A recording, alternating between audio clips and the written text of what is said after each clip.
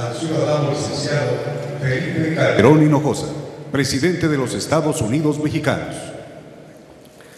Señor ministro Guillermo Ortiz Mayagoitia, presidente de la Suprema Corte de Justicia de la Nación, señor diputado Francisco Ramírez Acuña, presidente de la mesa directiva de la Cámara de Diputados, señor senador Ricardo García Cervantes, vicepresidente de la mesa directiva de la Cámara de Senadores, doctor Leonardo Valdés Zurita, consejero presidente del Instituto Federal Electoral, doctor Guillermo Ortiz, gobernador del Banco de México, doctor José Luis Soberanes, presidente de la Comisión Nacional de Derechos Humanos, doctor Eduardo Sojo Garzaldape, presidente del Instituto Nacional de Estadística y Geografía, doctora Jacqueline Pechard, comisionada presidente del Instituto Federal de Acceso a la Información, magistrada María del Carmen Alanís, presidente del Tribunal Electoral del Poder Judicial de la Federación, señoras y señores gobernadores, señoras y señores presidentes municipales,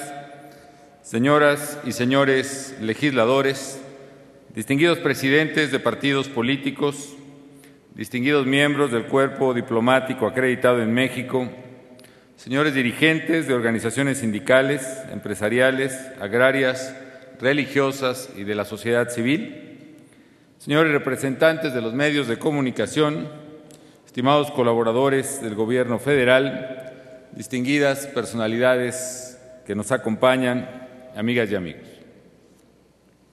El día de ayer, en cumplimiento a lo dispuesto por el artículo 69 de la Constitución Política de los Estados Unidos Mexicanos, presenté al Honorable Congreso de la Unión un informe escrito sobre el estado general que guarda la administración pública. El año transcurrido ha sido un año diferente por diversas condiciones que impactaron severamente la vida de nuestra nación y pusieron a prueba la fortaleza de las instituciones y de nuestra sociedad. Primero, vivimos la crisis económica mundial más grave desde 1929. La economía mexicana fue una de las principales afectadas por nuestra vinculación a la economía de Estados Unidos, epicentro de la crisis. Segundo, la aparición en el mundo de un nuevo virus de influenza humana, AH1N1, dado a conocer de manera responsable por México, que desafió la capacidad del Sistema Nacional de Salud. Por la actuación oportuna de las autoridades y la responsabilidad y madurez de los mexicanos, logramos contener la velocidad de propagación del virus y disminuir su letalidad, lo cual fue motivo de un amplio reconocimiento internacional.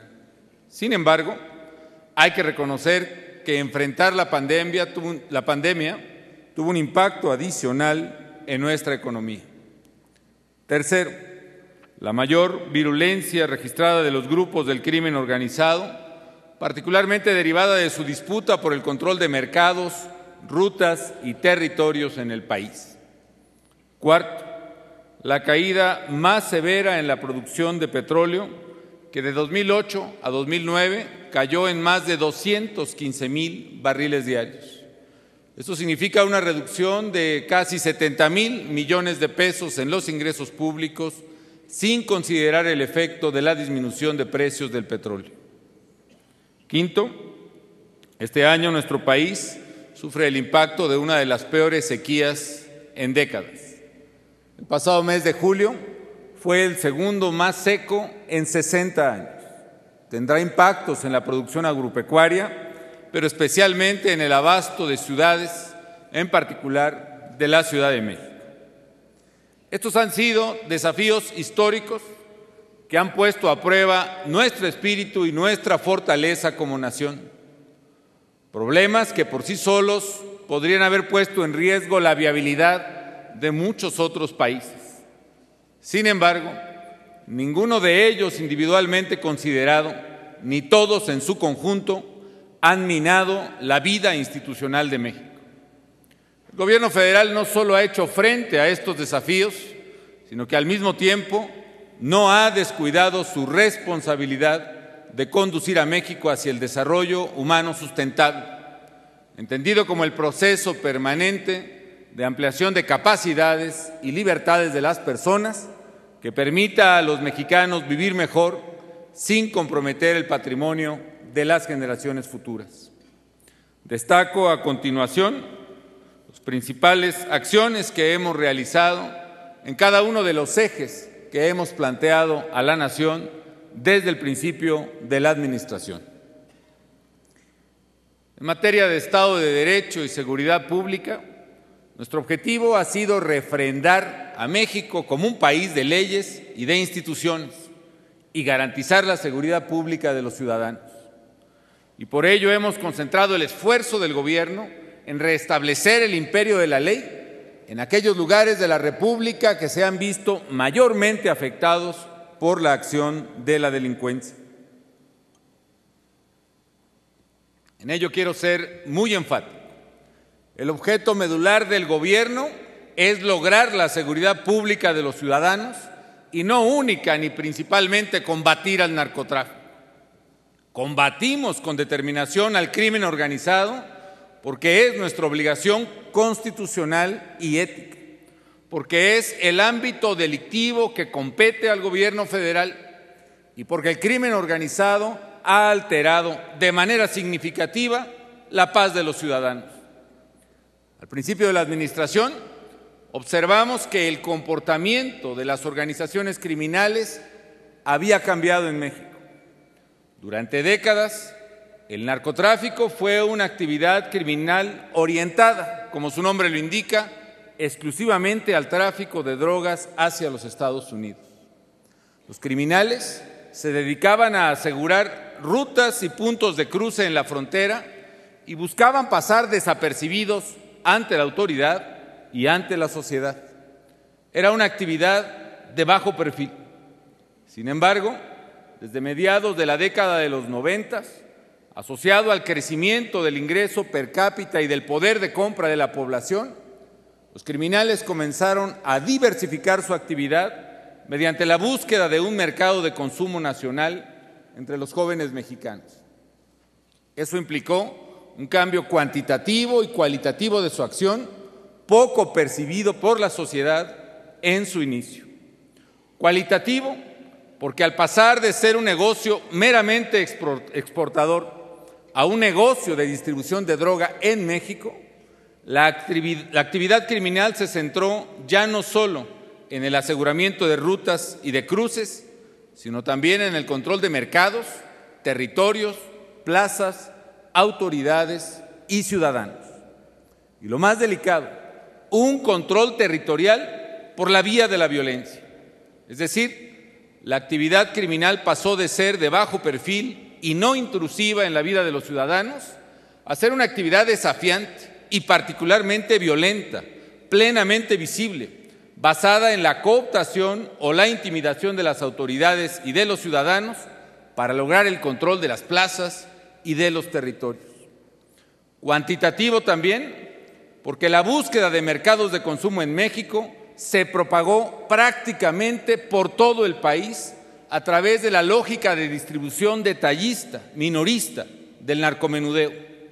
Esta nueva actividad de los criminales sorprendió a unas debilitadas estructuras institucionales del Estado, responsables de la administración y la procuración de justicia. Policías, ministerios públicos, gobiernos municipales, que en muchos puntos de la geografía nacional jamás habían enfrentado algo semejante.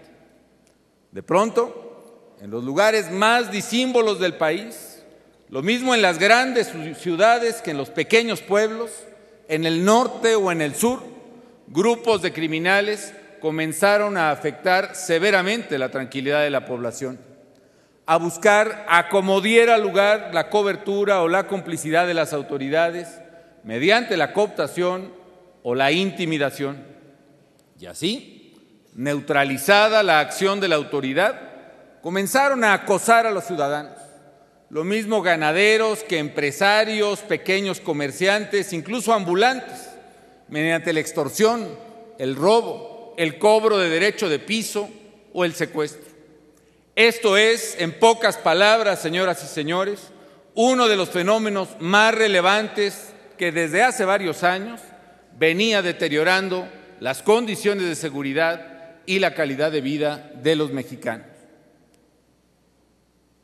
De ahí la decidida intervención del gobierno federal para combatir a estas organizaciones criminales y fortalecer la plena autoridad del Estado en cada punto del territorio nacional donde fuese vulnerada.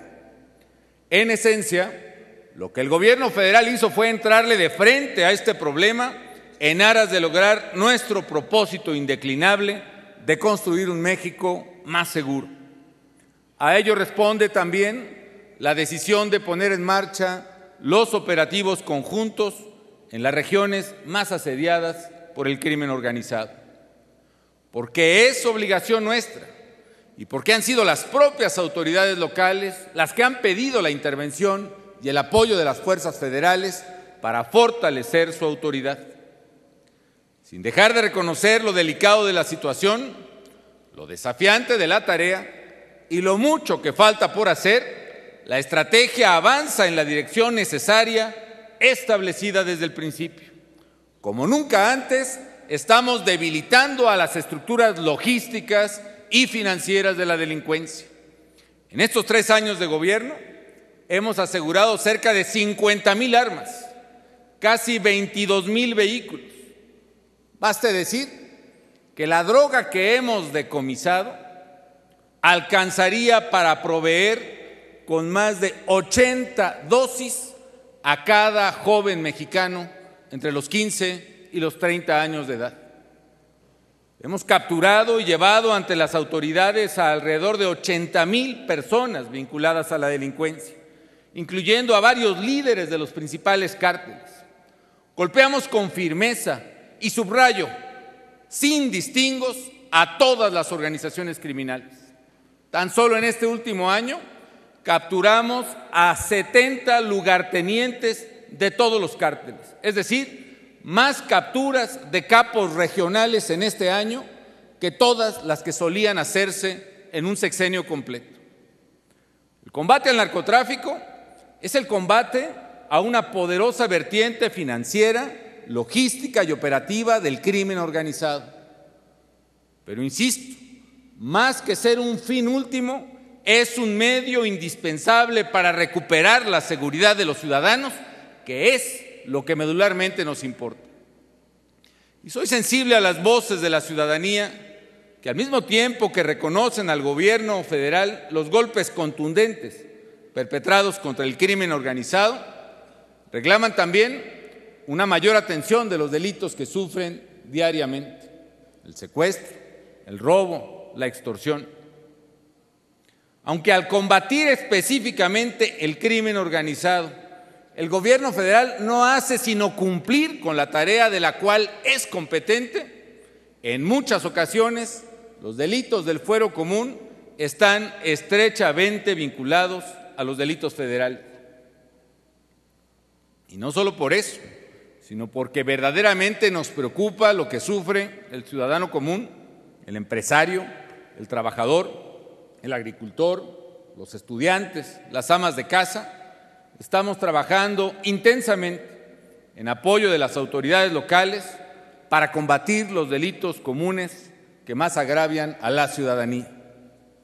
Es por esa razón que el gobierno federal ha desplegado este año una mayor y más específica actividad para combatir delitos tan despreciables como el secuestro.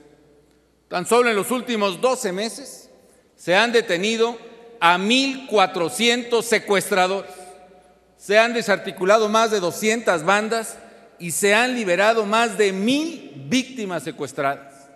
Esto a través de la Estrategia Nacional contra el Secuestro, implementada por los estados y la Federación. Todos estos resultados han sido posibles gracias a la valentía de los integrantes de la Policía Federal, de la Procuraduría General de la República y de las Fuerzas Armadas. Mujeres y hombres ejemplares que han respondido con decisión y algunos de ellos con su vida al llamado de la patria para garantizar la seguridad de los ciudadanos.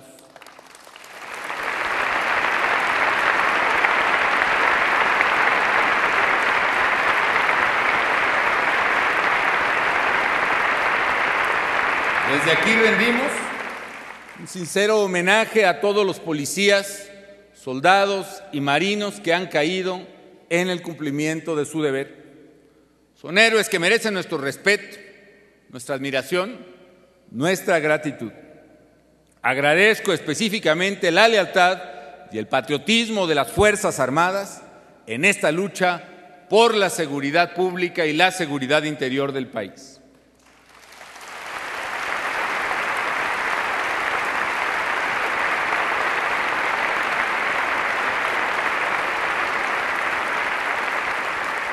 Otra vertiente de la estrategia consiste en incrementar los recursos y las capacidades humanas, tecnológicas y logísticas del Estado, y en ello hemos realizado un esfuerzo sin precedentes. Desde el inicio del sexenio hemos triplicado el presupuesto destinado a la seguridad pública. En el ámbito federal se han mejorado las condiciones de vida y laborales de los integrantes de la Policía Federal, del Ejército y la Armada de México. Además, se les ha dotado de mejor armamento y equipo, así como de tecnología de punta. Estamos formando la primera generación de policías investigadores y de inteligencia y creamos el Sistema Único de Información Criminal.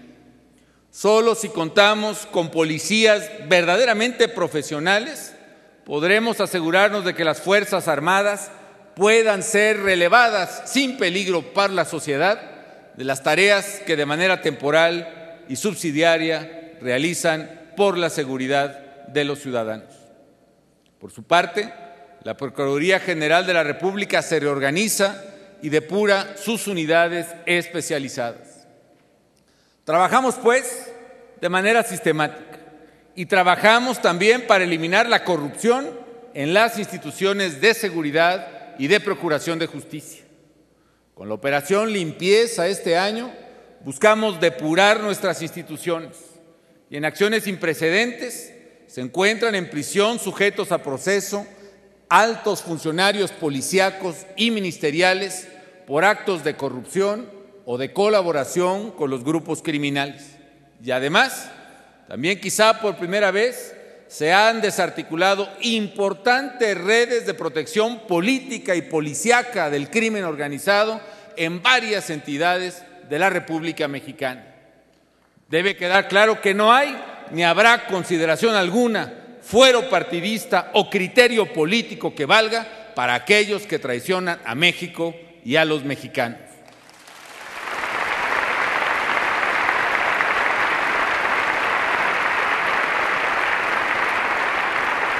Por otro lado, estamos construyendo una nueva arquitectura legal para consolidar el Estado de Derecho. Con la acción responsable del Poder Legislativo se han concretado varias reformas. Destaco la reforma constitucional al sistema de justicia penal, la Ley General del Sistema Nacional de Seguridad Pública, la Ley Orgánica de la Procuraduría o la Ley de la Policía Federal o la Ley Federal de Extinción de Dominio, entre muchas otras. Nuestra estrategia también busca fortalecer el tejido social y enraizar una nueva cultura de prevención del delito. Con el programa de rescate de espacios públicos, por ejemplo, hemos recuperado casi 2,000 parques, plazas o jardines en todo el país, porque queremos que sean las familias y no los delincuentes quienes las utilicen. También pusimos en marcha el programa Escuela Segura para darle a nuestros estudiantes un ambiente escolar sin violencia, sin armas, sin drogas y sin pandillas.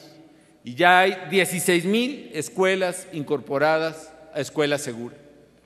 Hoy contamos con más de 300 centros Nueva Vida, organizados todos en los últimos 12 meses para la prevención y el tratamiento de las adicciones entre jóvenes y adolescentes. Y han sido construidos con el dinero que le hemos decomisado a los criminales. En suma, la Estrategia Nacional de Seguridad no solo ha permitido revertir la tendencia ascendente de la delincuencia y el narcotráfico, sino que ha debilitado las condiciones que hacen posible su reproducción y su ampliación. Por primera vez en mucho tiempo, el Estado está poniendo un límite a la acción de los criminales. En esta administración Nos trazamos también la meta de transformar nuestra economía a fin de hacerla más competitiva y capaz de generar los empleos que necesitamos. Con ese propósito hicimos reformas estructurales muy importantes que no habían podido ser realizadas en décadas en el país. Así fue el caso de la reforma en materia de pensiones, la reforma en materia de seguridad pública misma y procuración de justicia. Fue el caso también de la reforma en materia energética y de la reforma fiscal. Estas reformas nos han permitido avanzar, pero también es cierto que en la segunda mitad del año pasado, en el 2008, México comenzó a sufrir los efectos de la crisis económica internacional.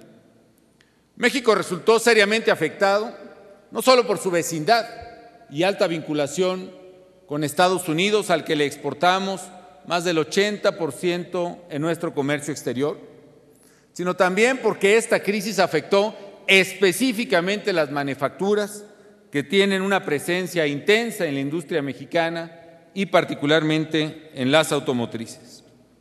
Esta contracción económica provocó una disminución sin precedentes del comercio internacional de aproximadamente el 12%, una caída nunca vista en las cifras económicas mundiales.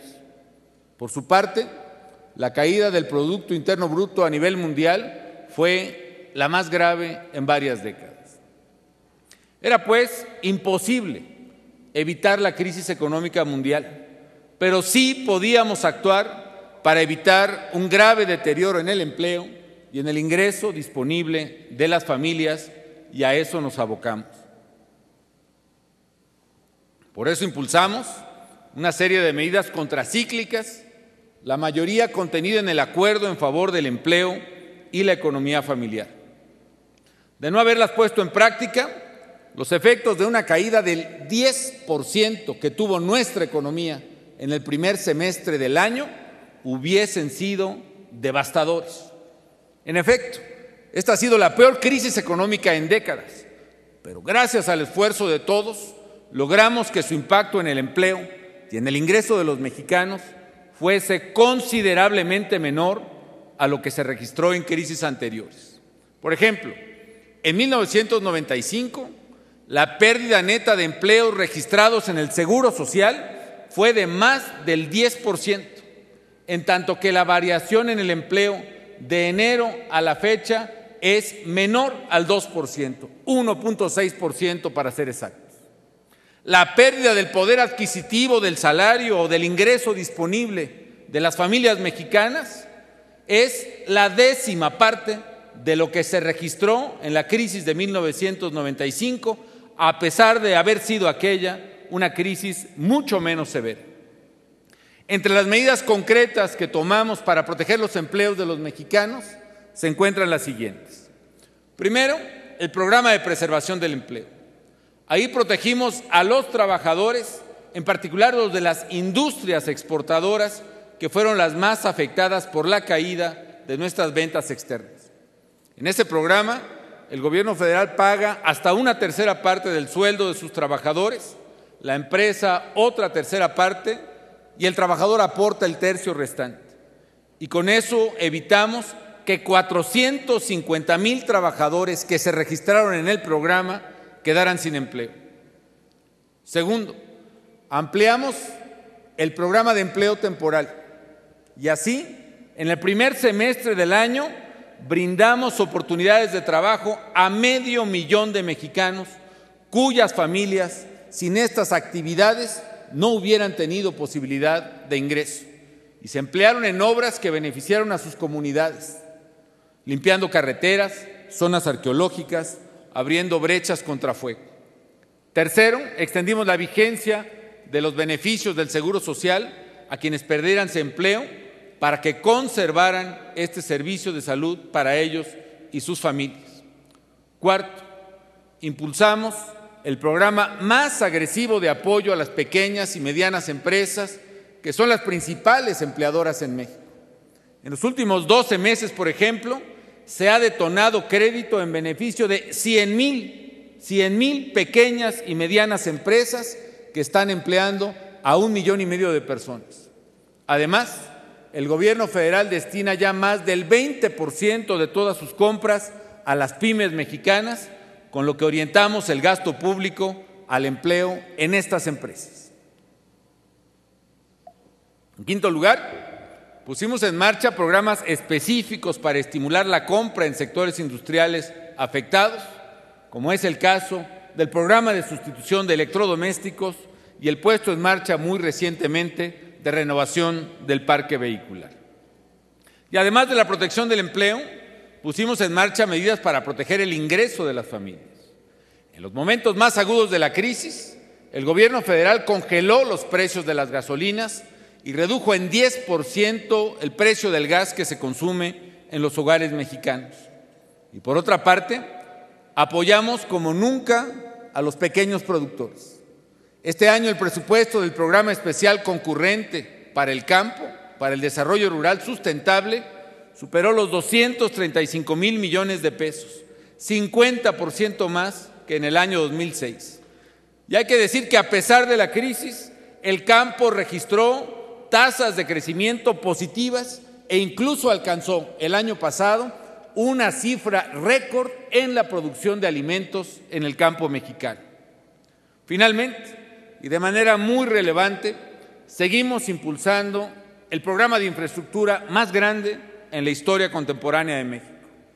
En menos de 3 años hemos invertido más de 100,000 millones de pesos en proyectos carreteros.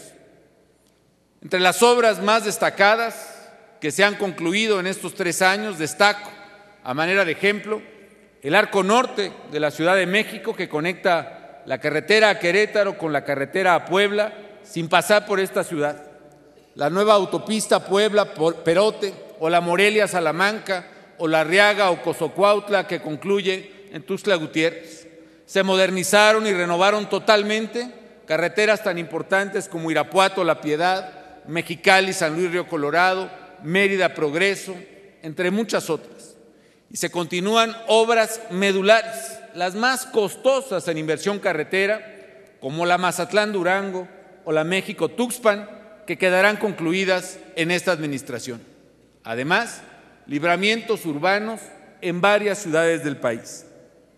La inversión pública-privada permitió que se concluyeran proyectos como el tren suburbano de la Ciudad de México, la Terminal 2 del Aeropuerto Benito Juárez, la ampliación del aeropuerto de Toluca o del aeropuerto de Cancún, que ahora tiene una pista nueva y será el primer aeropuerto en México que permita operaciones aéreas simultáneas, la terminación de la presa del Cajón y el inicio de la presa de la Yesca entre Nayarit y Jalisco. Estamos también modernizando los puertos de Guaymas, de Manzanillo, de Mazatlán, de Lázaro Cárdenas y de Altamira. En síntesis, en infraestructura, este año seguimos trabajando muy fuerte como nunca a pesar de la crisis.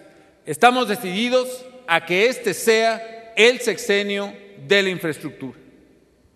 En este periodo también, el Congreso de la Unión aprobó la reforma para fortalecer a Pemex. Con ella vamos a invertir este año 240,000 millones de pesos en infraestructura en la paraestatal e iniciaremos la construcción de una nueva refinería en el estado de Hidalgo, la primera en 30 años. En suma, en medio de la crisis económica mundial más severa, actuamos para proteger los empleos, las fuentes de ingreso y la economía familiar hasta el límite de las posibilidades que tiene el gobierno federal.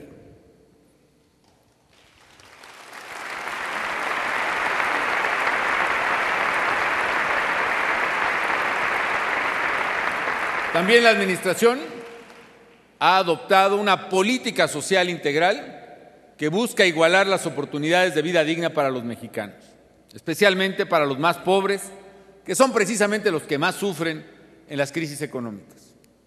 Con el programa Oportunidades estamos apoyando ya a 5,200,000 familias, es decir, prácticamente 1 de cada 4 familias mexicanas, con becas educativas y apoyos económicos para útiles escolares, servicios de salud y suplementos alimenticios.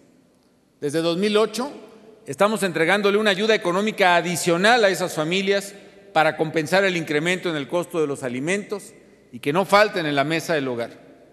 Cada una de las familias de oportunidades recibe entre 500 y un poco más de 2,000 pesos, dependiendo del número de hijos que tenga en la escuela. A través del programa 70 y más, creado en esta administración, estamos entregando 500 pesos al mes a más de 2 millones de adultos mayores que viven en las localidades menores de 30,000 habitantes. Buscamos también que las mujeres, especialmente las madres solteras, puedan trabajar y fortalecer el ingreso familiar. Gracias a la instalación de 8,400 estancias infantiles, hoy más de 210,000 mujeres pueden trabajar con la tranquilidad de que sus hijos están bien cuidados y a su vez las estancias infantiles están dando trabajo a más de 40,000 mujeres que las organizan en su propia casa a costos verdaderamente marginales para el Estado. Por otra parte, hemos cambiado el piso de tierra de las viviendas más pobres de México por piso de cemento en más de 800,000 viviendas rurales. Y la meta que nos hemos impuesto es que al terminar este gobierno, todas las viviendas de los mexicanos tengan precisamente un piso firme en lugar de piso de tierra. Hemos ampliado la cobertura de los servicios de salud.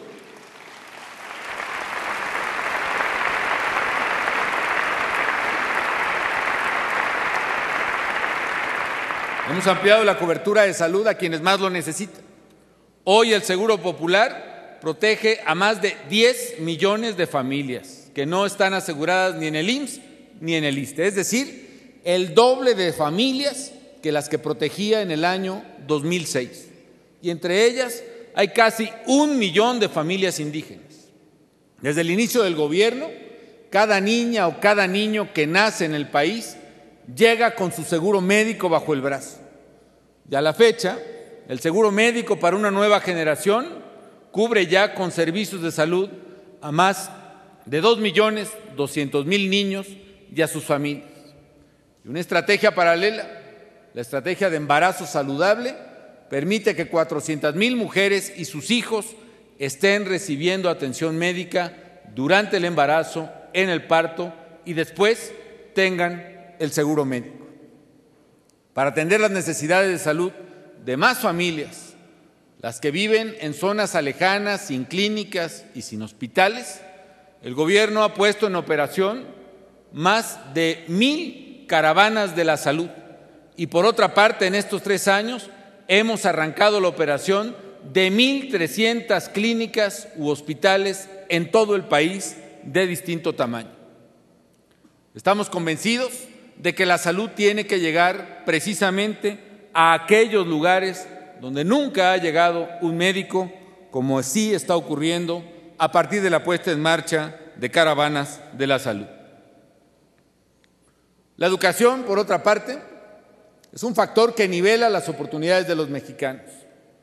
Por ello, el gobierno federal está otorgando a niños y jóvenes 6 millones de becas para apoyarlos en la compra de útiles, uniformes, libros o en su transporte. También hemos puesto en servicio en estos 3 años más de 600 bachilleratos y hemos ampliado o construido 100 planteles. Estamos en la ampliación o construcción de más de 100 planteles de educación superior en todo el país. Hemos emprendido una transformación del sistema educativo con el compromiso conjunto de maestros y de autoridades. En el marco de la Alianza por la Calidad de la Educación, impulsamos la actualización permanente de los profesores y por primera vez en la historia hemos sometido a concurso nacional público 25,000 plazas docentes para que solo los más capacitados y con verdadera vocación de servicio sean los que eduquen y formen a nuestros hijos. Poco a poco estamos terminando con prácticas que obstaculizan el avance de la educación. Hoy las plazas de maestros ni se venden ni se heredan. Las plazas se concursan y las obtienen las maestras y los maestros mejor preparados.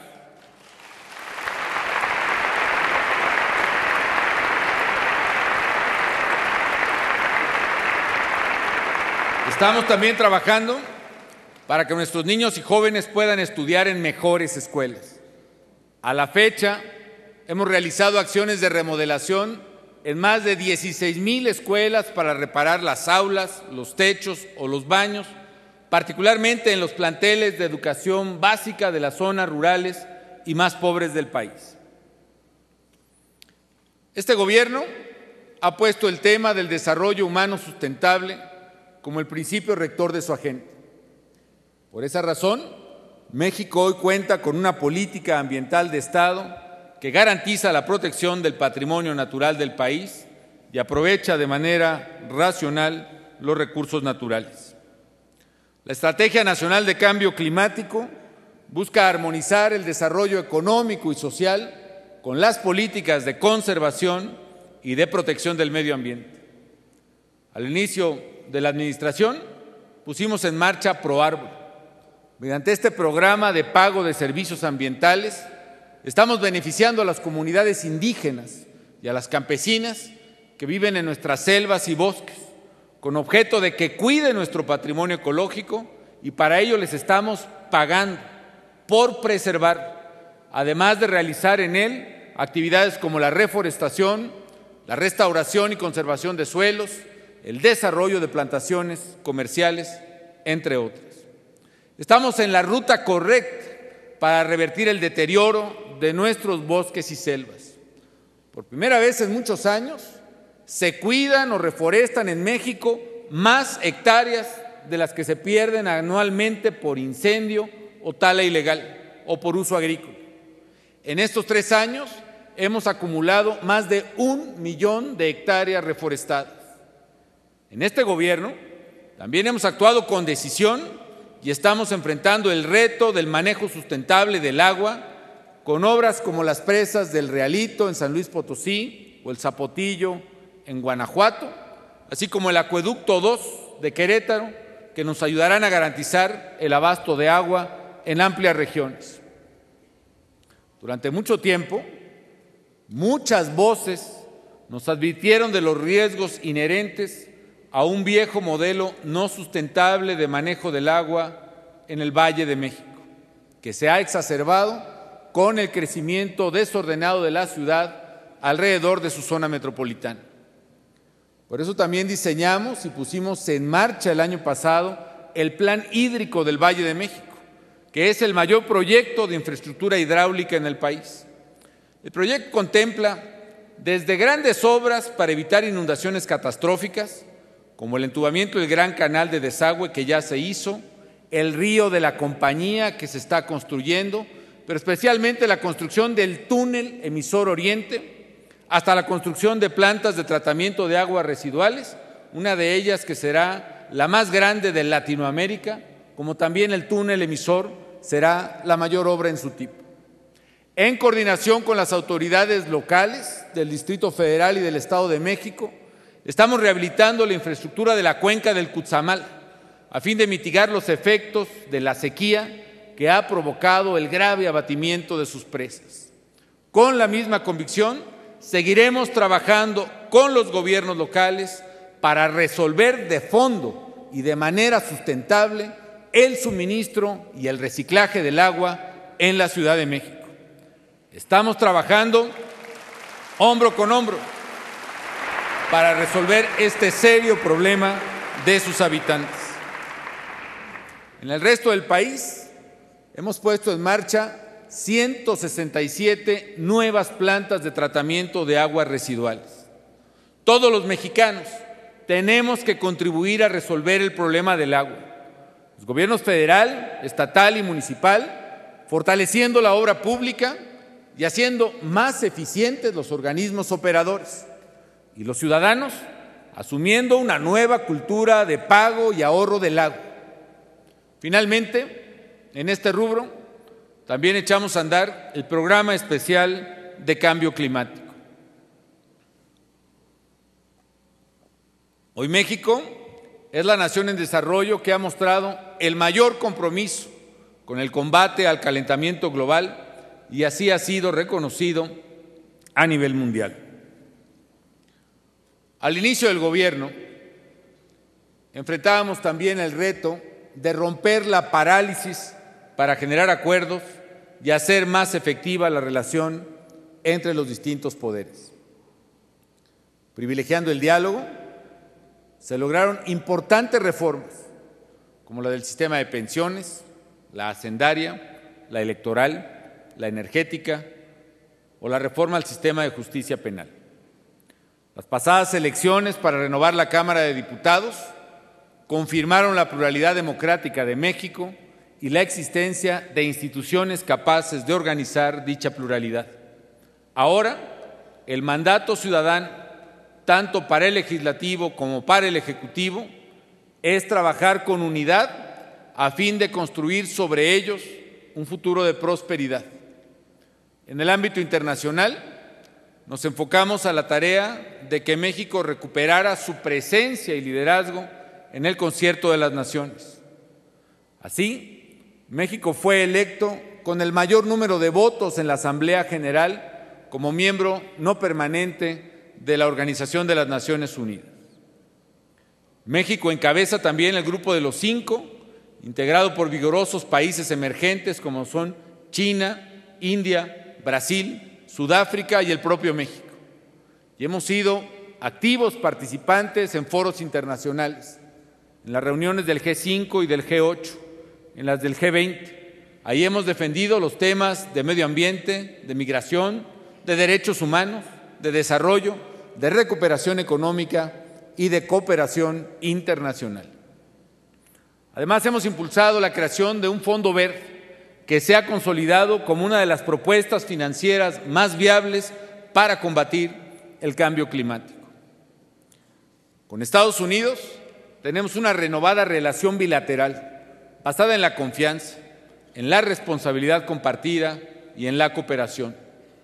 Este año me he reunido en 4 ocasiones con el presidente Barack Obama para construir una alianza constructiva en torno a la migración legal y a los derechos de los migrantes, la expansión de nuestro comercio bilateral, la seguridad fronteriza y el combate al crimen organizado transnacional desde un enfoque de corresponsabilidad. Por otra parte, hemos reforzado los lazos con los pueblos hermanos de América Latina, asumiendo el liderazgo que a México le corresponde. Ahora México encabeza el Grupo de Río, que agrupa a los países latinoamericanos, y desde ahí hemos contribuido a la solución de conflictos que surgen en la región. México seguirá asumiendo sus responsabilidades de carácter global. Señoras y señores, como he dicho, este ha sido un año particularmente difícil para los mexicanos. Pero más que arredrarnos ante la adversidad, le hemos hecho frente al máximo de nuestras capacidades y limitaciones, gracias a la solidez de las instituciones mexicanas, a la responsabilidad de los actores sociales, sindicales, políticos. No obstante la severidad de los choques externos inéditos que México ha sufrido, el país permanece fuerte y con rumbo. Pasada esta difícil coyuntura, ahora la prioridad debe ser recuperar la senda del desarrollo humano sustentable, la del combate a la pobreza, la del crecimiento económico acelerado con justicia y con generación de empleos. Esta tarea a todos corresponde y para lograrla México requiere de unidad de propósitos y de unidad de acción. El próximo año, los mexicanos celebraremos el bicentenario de nuestra independencia y el centenario de la Revolución. Además de recordar y conmemorar el orgullo de nuestro pasado glorioso, el 2010 debe ser ocasión propicia para redefinir el futuro que queremos. En estos 3 años se han podido realizar, a pesar de las dificultades, obras y proyectos importantes. Pero soy el primero en reconocer que a la vista del México al que aspiramos, lo logrado es claramente insuficiente, que a este ritmo tomaría muchos años y quizá décadas el poder vislumbrar en hechos concretos el México que queremos, que por muchos que han sido los esfuerzos por mitigar la pobreza, cada crisis alimentaria o económica como las que vivimos representa un nuevo golpe a las posibilidades de vida digna de millones de mexicanos.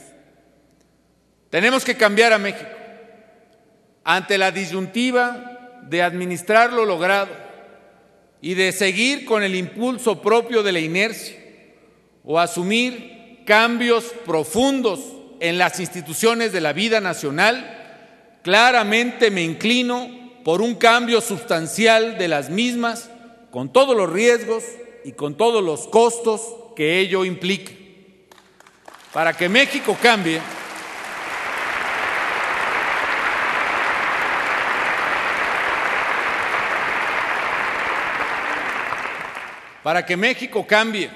y cambie de fondo, tenemos que cambiar nosotros, quienes tenemos algún tipo de responsabilidad encomendada por los electores.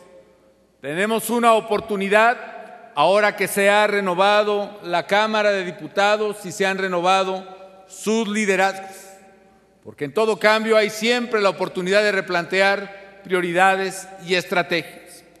Y quienes tenemos responsabilidades públicas, no podemos permitir que la grandeza de México, que está en su gente, en sus recursos, en su historia, quede finalmente frustrada en sus posibilidades por la falta de visión de los actores políticos que nos impida ponernos de acuerdo para cambiar y acerca de cómo cambiar al país. Es la hora de cambiar y es la hora de cambiar a fondo. Y cambiar a fondo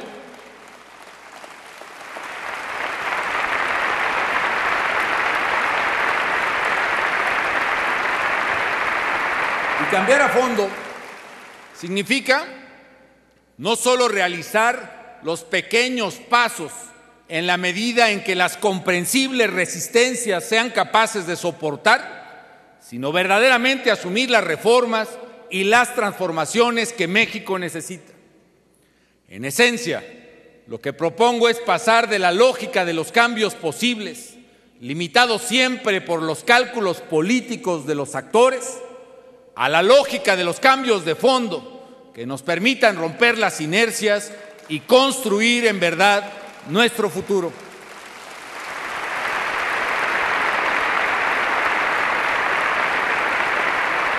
Es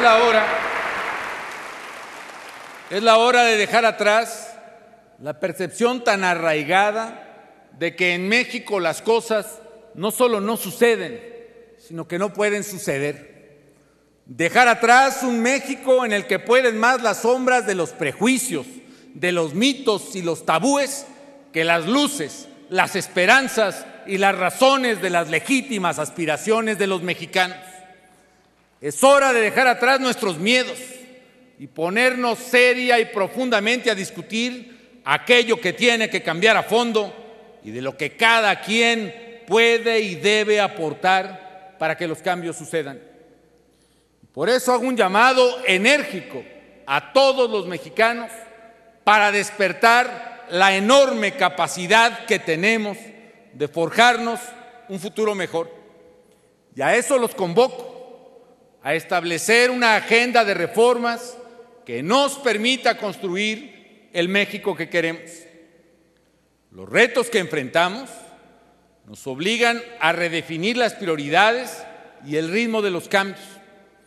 Los mexicanos sabemos que las cosas no pueden seguir igual y no van a seguir igual. Y no pienso ni provocar ni convocar a la división del país. Por el contrario, convoco a la unidad para transformar a México en el país que queremos. Convoco a que cada una y cada uno de nosotros ponga lo que tenga que poner para que las cosas cambien. Celebrar el bicentenario de ser una nación libre nos obliga a todos a replantearnos cómo preservar y cómo ampliar nuestra libertad. Celebrar el centenario de la Revolución nos compromete a revisar cómo hacer realidad las aspiraciones de justicia y de democracia que la hicieron posible. ¿Cómo podemos hacer que México se convierta en un país que tenga inversión, empleo, crecimiento económico acelerado y sostenido, una justa distribución del ingreso nacional? ¿Cómo podemos corregir y de manera estructural la pobreza extrema que siguen padeciendo millones y millones de mexicanos? ¿Cómo podemos hacer de nuestro México un país más seguro, más limpio, más democrático? Las crisis que acabamos de pasar, más que inhibir o cancelar por largo tiempo nuestras posibilidades de desarrollo, deben ser un acicate para dejar atrás esos miedos, los tabúes, los mitos y regresar a nuestra aspiración de fondo, que es la transformación de México. Sí, sé que es muy difícil cambiar. Es tan difícil que por eso México, en algunos de sus rubros esenciales, no ha podido cambiar en décadas. Hoy tenemos que hacerlo, porque además ya no quedan otras alternativas, porque el tiempo y los recursos se nos agotan, porque las necesidades de la población son cada vez más apremiantes. Hoy, cambiar de fondo no solo es la mejor, sino la única alternativa. Ese cambio debe contener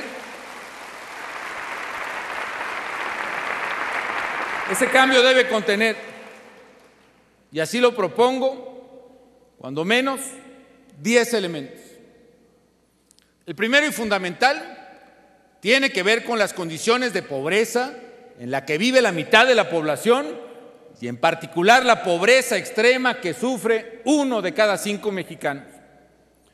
Lo que propongo es concentrar la fuerza y los recursos del Estado mexicano en un esfuerzo de todos por frenar el crecimiento de la pobreza, por mitigar los impactos negativos que la crisis alimentaria y económica mundial han dejado en nuestra población de menores ingresos.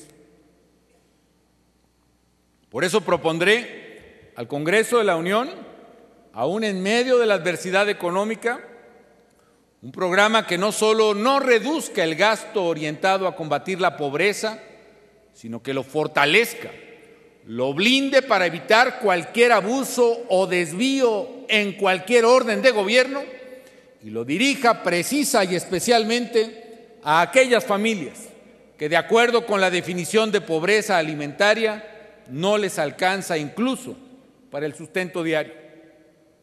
Segundo, y como un legado del bicentenario, México puede y debe alcanzar en esta administración la cobertura universal de salud.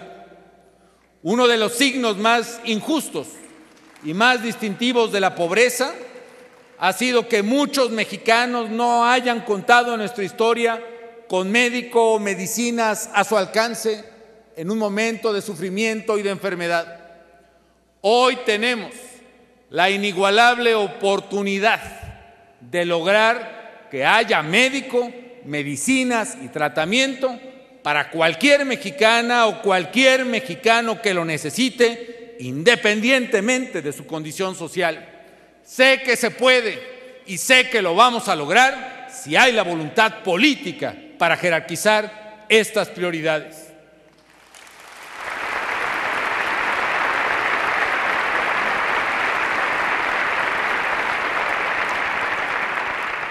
Tercero, lograr una educación de calidad, una educación que verdaderamente promueva al ser humano a plenitud y prepare a nuestros jóvenes para un mundo que compite y que compite ferozmente, que haga que México supere el marasmo de los intereses, las inercias y construya a través de la educación de calidad una puerta grande para salir de la pobreza. que sea la educación sinónimo de orgullo, de fortaleza y oportunidad para construir un futuro de prosperidad al que aspiramos. Sé muy bien también que no podremos erradicar la pobreza ni garantizar el acceso a la salud y a la educación de calidad de todos si no contamos hoy con finanzas públicas fuertes, con recursos públicos debidamente aplicados y escrupulosamente ejercidos para hacerle frente a estos desafíos. Hoy el futuro nos ha alcanzado. Hoy los recursos petroleros, que sí permitieron a México disponer de ingresos y financiar su desarrollo hasta ahora, y que fueron relativamente abundantes, han comenzado a declinar. En los últimos años, el yacimiento de Cantarell, que llegó a proveer más del 60% de todo el petróleo que producíamos, ha comenzado a declinar y se agotará. La plataforma de producción de petróleo se ha reducido en 700,000 barriles diarios de 6 años a la fecha. Eso significa haber perdido de manera permanente 300,000 millones de pesos de ingreso, por lo menos, que tienen que ser sustituidos ahora por ahorros y una mayor recaudación. Y por ello, como cuarto punto, es necesaria una reforma profunda de las finanzas públicas. Tenemos que hacer más con menos. Y por eso el gobierno federal será el primero en poner el ejemplo. Lo haremos a través de un extraordinario esfuerzo de austeridad y racionalización de la administración pública, jerarquizando las prioridades a partir de los gastos imprescindibles y eliminando todos aquellos programas y rubros que no contribuyan de manera decidida a los objetivos que he mencionado. Y para ello, enviaré a la consideración del Congreso de la Unión una reforma que permita jerarquizar con criterio de eficiencia, transparencia y austeridad el gasto del gobierno federal, que reduzca su costo administrativo. Invito a los poderes y a los distintos órdenes de gobierno, a los órganos autónomos, a los partidos políticos, a realizar un esfuerzo en el mismo sentido. Mi gobierno no pedirá a nadie un esfuerzo que antes no haya hecho en su propio ámbito. Una vez que el gobierno federal haya puesto la muestra y mostrado en los hechos que está dispuesto a hacer mucho más con menos, podrá en justicia pedir a la sociedad su parte para esta tarea común. Esta reforma de las finanzas públicas tiene como segundo componente el fortalecimiento de los ingresos públicos. Debemos alcanzar acuerdos de fondo que nos permitan simplificar los trámites fiscales, reducir la evasión e incrementar la recaudación, aumentando la base gravable. Y debemos hacerlo bajo el compromiso de todas las partes, en el sentido de que todo incremento en los ingresos públicos debería estar encaminado a cubrir las prioridades en materia social. Un Estado moderno requiere un sistema recaudatorio que garantice finanzas públicas sólidas, no solo para cumplir sus responsabilidades, sino para también poder transformar su realidad, como lo propongo a la nación. Propongo también una reforma económica de fondo que transforme nuestra economía para hacerla más competitiva, que permita acelerar el crecimiento y la generación de empleo, que lo haga además de manera sostenida. Y para ello, como quinto punto, debemos emprender una nueva generación de reformas en las empresas públicas del sector energético. Las empresas del sector registran resultados cada vez más preocupantes. Se requiere urgentemente una racionalización de su administración y de su operación. Es fundamental que se rescate su misión histórica, que es brindar a los mexicanos energéticos de calidad y a precios competitivos y traducir en ingresos públicos la riqueza nacional que poseemos. Habremos de emprender una transformación de raíz de las empresas públicas con la finalidad de eliminar privilegios, terminar con la opacidad y la corrupción y orientar su desempeño al servicio público a través de una profunda reestructuración y modernización. Al mismo tiempo, es necesario avanzar más a fondo en reformas de segunda generación para fortalecer nuestra industria petrolera. Sé bien, es cierto, que la reforma aprobada el año pasado nos permite claramente iniciar el proceso de recomposición de petróleos mexicanos. Pero el agotamiento de los recursos y de las reservas de petróleo nos obliga a ir más a fondo y mucho más rápido.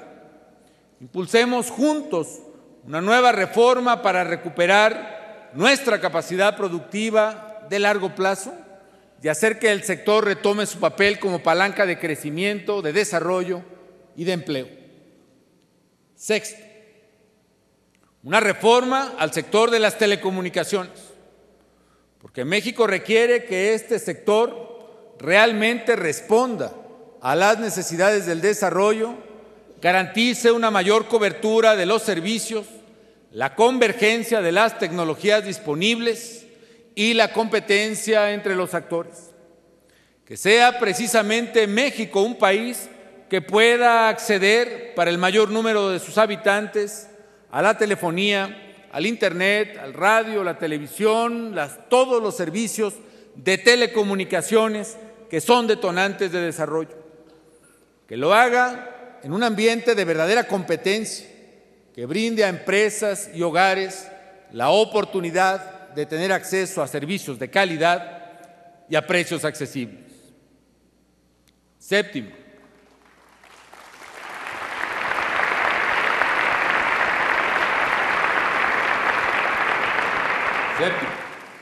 enfrentar la adversidad económica no hubiese sido posible sin la responsabilidad de los actores en el mundo laboral.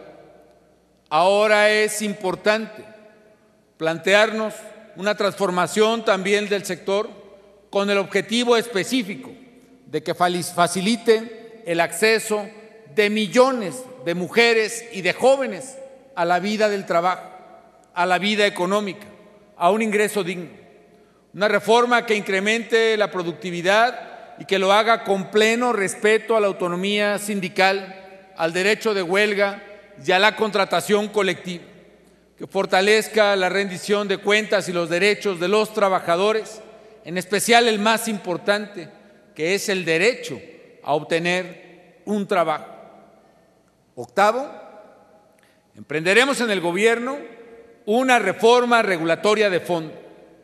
En el curso del próximo año debemos lograr el objetivo de contar con una regulación base cero para el gobierno federal. Un proceso que nos permita derogar todos aquellos acuerdos, oficios, decretos o reglamentos cuya necesidad no quede clara y plenamente justificada. De lo que se trata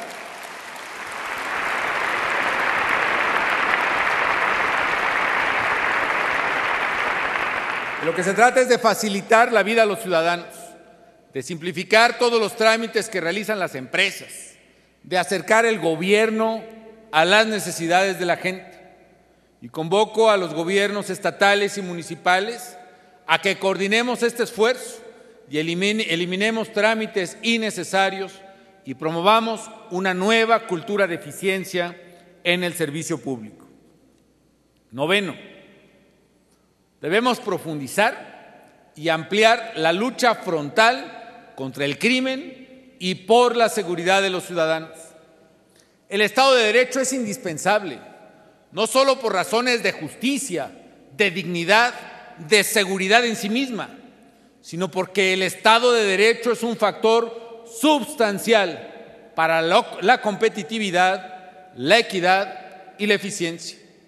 La certidumbre jurídica es una palanca poderosa e indispensable para el desarrollo.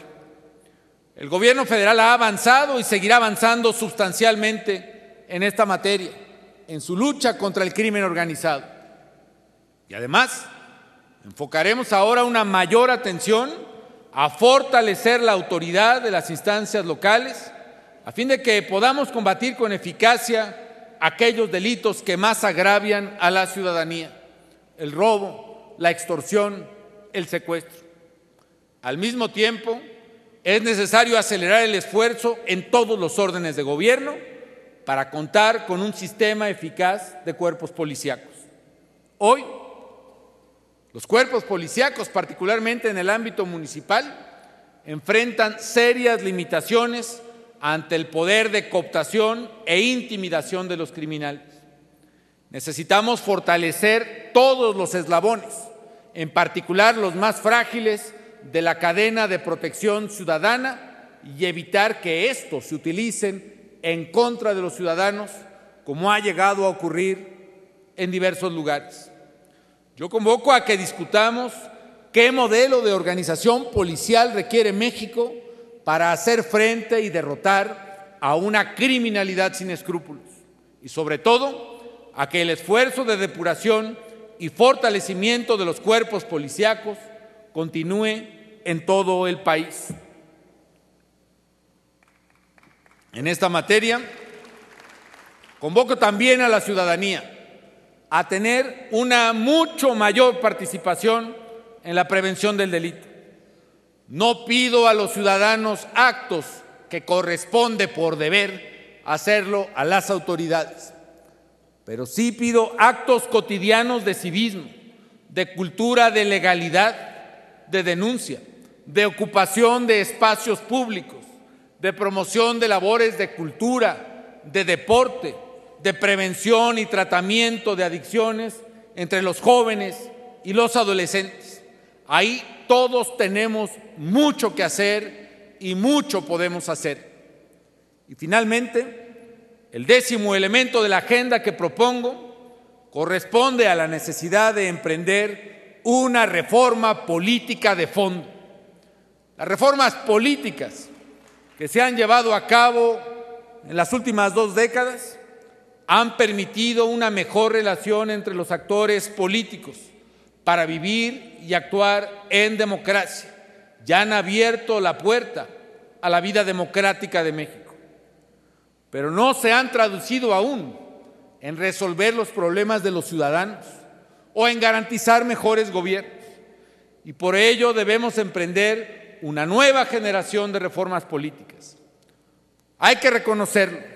Los ciudadanos no están satisfechos con la representación política y perciben una enorme brecha entre sus necesidades y la actuación de sus gobernantes, representantes y políticos. La reforma electoral, aprobada recientemente, corrigió muchos vicios, pero dejó sin corregir algunas prácticas indebidas. Propongo una nueva revisión a fondo de las reglas electorales, a fin de que el ciudadano vea en las elecciones un instrumento efectivo de participación democrática, que política sea sinónimo de ciudadanía. Y además de lo electoral, tenemos que plantearnos seriamente si nuestro sistema político permite verdaderamente procesar conflictos y traducir en acciones públicas el mandato de los ciudadanos. Hay que pasar del sufragio efectivo a la democracia efectiva. Propongo que entre todos revisemos las reglas y cambiemos lo que haya que cambiar para que la política deje de ser sinónimo de conflicto y de parálisis, para que la política se convierta en un instrumento de cambio al servicio de la sociedad, para que el sistema político genere verdadera rendición de cuentas y genere acuerdos que permitan avanzar al país, para que el sistema político realice una correcta asignación de responsabilidades y de exigencias entre los 3 poderes y entre los 3 órdenes de gobierno. Amigas y amigos, Para hacer realidad estos cambios fundamentales, es primordial construir una gran alianza entre todos los que conformamos al Estado, los poderes ejecutivo, legislativo y judicial, los gobiernos estatales y municipales, los organismos autónomos, la sociedad entera. Esto no es una cuestión de partidos políticos, ni es una responsabilidad exclusiva del presidente de la República. Es una cuestión de todos los órdenes, de todos los poderes, de todos los mexicanos. El mandato que hoy tenemos los representantes de los ciudadanos es gobernar bien. Nuestro objetivo debe ser que cada vez más mexicanos puedan vivir mejor, sin importar qué partido, qué gobierno o qué poder se lleve el mérito de ello. Esta es la altura de miras que hoy nos exigen mexicanas y mexicanos. Nos lo exigen a nosotros, autoridades y representantes. Es tiempo de actuar y es tiempo de tender puentes de diálogo entre quienes queremos lo mejor para México. He estado atento a las voces que han propuesto distintos mecanismos de entendimiento a fin de definir la agenda del país, particularmente en materia económica. En los próximos días buscaré reunirme con diversos liderazgos sociales, políticos, económicos y académicos a fin de analizar todas las alternativas. Enfrentamos un momento definitorio. En nuestras manos está el decidir si seguimos en la inercia o si impulsamos cambios de fondo para transformar el país. Seamos la generación que puso por encima de cualquier otro interés particular el interés de México. En el umbral de las conmemoraciones del centenario de la Revolución y del bicentenario de la Independencia, en los albores de un nuevo siglo como nación independiente y soberana, seamos una generación a la altura de nuestra historia, de nuestros anhelos y conduzcamos a México al futuro. Es la hora de cambiar. ¡Viva México!